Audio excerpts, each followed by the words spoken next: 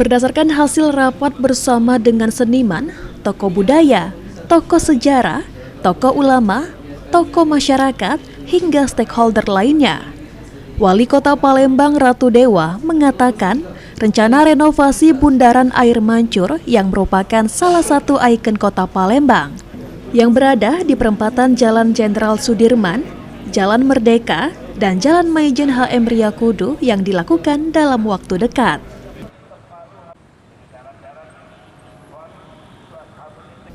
Pemerintah Kota Palembang akan mengakomodir masukan dari para seniman, budayawan, hingga para ulama dalam desain renovasi Bundaran Air Mancur, agar Bundaran Air Mancur tetap mempertahankan nilai historis baik dari zaman Kerajaan Sriwijaya. Pada renovasi juga akan dilakukan penyematan berbagai ornamen seperti Muhammad bertangkup, Rumah Limas, hingga Asmaul Husna sebagai cerminan Palembang Darussalam.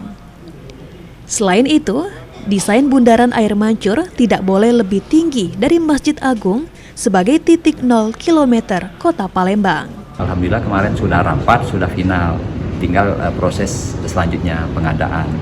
Nah, kita ingin di sana ada nilai historisnya, makna dan juga ada nilai.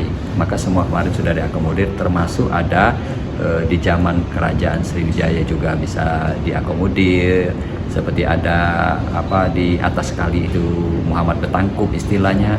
Kita juga ada ciri khasnya. Kalau provinsi itu adalah ada tanjak, tetapi kita ada Rumah Limasnya. Wali Kota Palembang menegaskan saat ini desain sudah final untuk renovasi Bundaran Air Mancur dan memasuki tahap pengadaan.